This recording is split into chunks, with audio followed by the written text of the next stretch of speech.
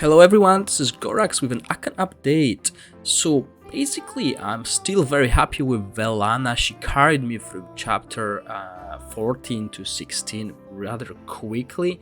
There were obviously some milestones and some stages that were really hard to beat, but once I found a formation, I've been reusing it and I've been able to beat these Adrienne Ayame combos, avoiding any of my units being pulled, which is something I'm really happy about because you can reuse that formation, and I'll speak about that formation really quickly. Firstly, let's look at the stats of my Velanna. Okay, it's only 3-star origin, as I didn't pull any more copies after the big summoning session. I got quite a lot of resources which I will use and pull into Holang's banner. I'll be only pulling into the new unit banners to show you guys how strong these units can be, because as we know, people who tend to assess a unit before she is released are very often mistaken. Just like with Velanna, people were saying she is not going to be good because she needs a bleed synergy, but she can do it on her own. The only thing you need to do is basically you need to use ultimate and follow it with main. If you're playing with Ayame, you can use Ayame's main followed by your ultimate and then by your main, which will increase her damage output tremendously. Okay, this is the best combo to do. Obviously it requires a little bit of manual playing, but it is not necessary in most of the stages, as I can pass them on auto, and that's what I've been doing. Okay, so let's go quickly to the stages. I'm on stage 16-6. I've not been able to play for the past 2 days really, so I slowed down a little bit.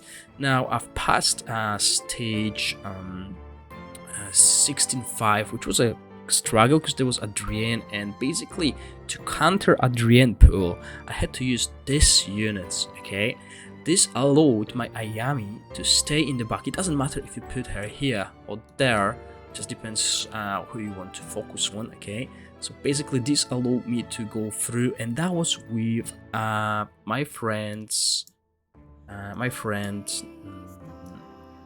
Claire. Okay, so what I've done is basically I dropped Chloe and put Claire in. This allowed me to actually gain a little bit more time on my Catherine, so she survived the first burst of the enemy units, and thanks to that she was able to cast her main, which gave me a shield, and I was able to just slowly drain the HP of enemy team, as there's no real healing power on that team.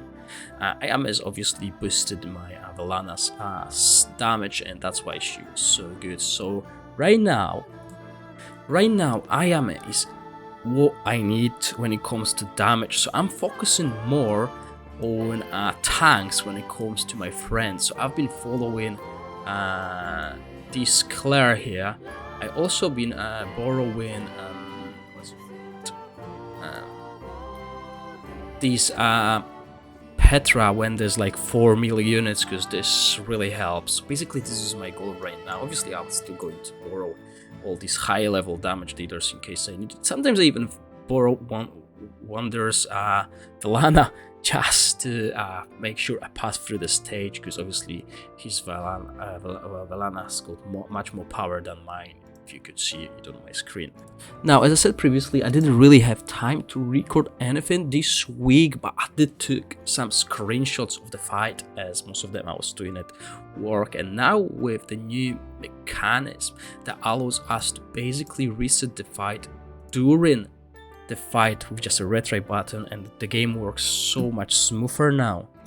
Maybe not on the emulators though, but yeah, definitely a big increase. Now my goal here is to actually invest into the front line. As you can see, my units are struggling to survive, and obviously I should have done that on manual, but let's see if I can do it with auto, since Velanna already used her skill. Now the biggest struggle with Velanna is when there's like 2 healers and Petra, because as you can see I'm mostly running a melee team, so Petra can really heal, as my backline is really bad. Okay, so yeah, this is a fight that I will need to adjust my formation as the one that I usually use does not work that well, but it's easy fix. Okay, so this is my goal for today.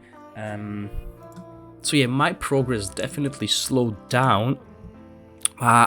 Basically, this is the reason for that is I'm not pulling. As you can see, I got like 120,000 Everstone still to use, which I'll use, but I'm still doing good.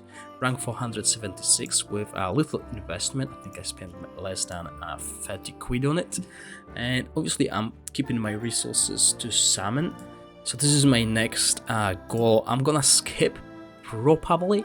I'm not certain yet. We'll see how the Holang's pickup will go, but I might actually go for Prim as well. She helps me quite a lot in PvE with her cleanse and stuff like that just to get this, okay, because I'll need that. As you can see, I got quite a lot of different resources, and I'm keeping this friendship as well for where the new unit is, when the new soul is being released. Same with the artifacts to get the artifact as well. So to answer your question, because it's been almost over a week of Velanna, is she worth picking up? I believe she is. I believe she is the bruiser type of a soul that can carry you through early, mid, and late stages as the only damage dealer on the team. I believe she is the only unit that can do that, because all other units can be easily destroyed. Even all these high-level VVNs can die against Jacqueline if you misplace your units. But with her, she can really put up with anything they throw at her. She's got a good survival with all the lifesteal from her skills. She got a good burst damage if you utilize manual fighting using the ultimate followed by main. Even on auto, this bleed damage will slowly take down enemies. The only downside I find is the double healing, double shields, or Petra if you're playing heavy melee oriented team. Other than that, she is definitely worth it, despite everything that people were saying that heck hit is not going to be good. But this is what happens when people try to prioritize before the unit is released.